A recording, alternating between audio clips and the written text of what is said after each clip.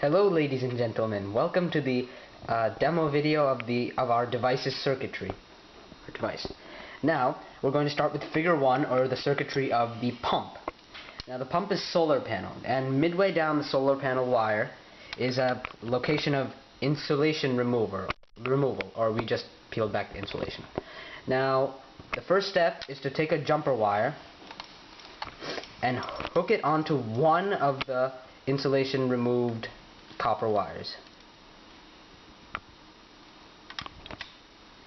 And next, you put that same wire through the close-on-rise temperature switch.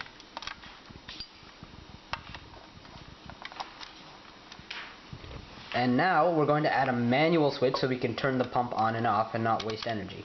So you can put the negative wire of the manual switch into the remaining port of the thermostat switch.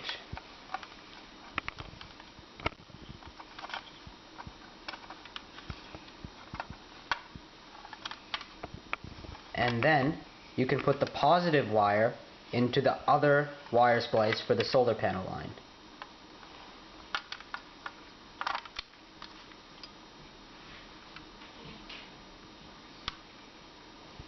And there, the circuit is complete. And now the pump will turn on when the temperature breaches 95 degrees, and it will turn off whenever the temperature goes back down, or if you hit the manual switch. Now, we'll go into the circuitry for the fan. And the fan already has an on and off switch, so there's no need for that, and all we have to do is hook it up to the solar panel. So now this wire goes into the port of the fan, and you can connect the negative wire of the solar panel to one of the wires on the fan.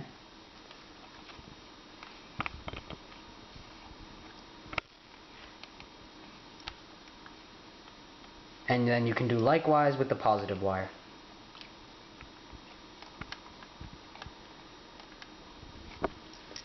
And then the plug just goes into the fan.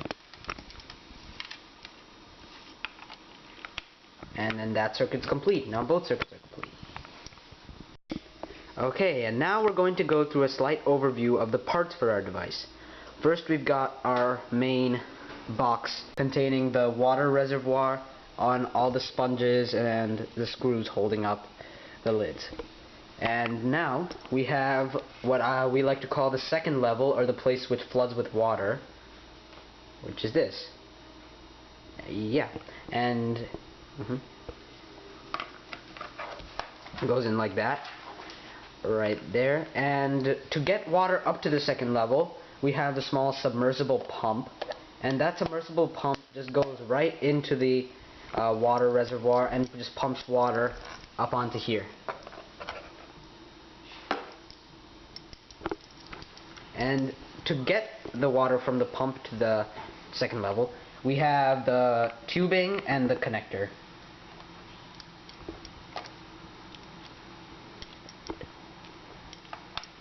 And now going more into the circuitry part.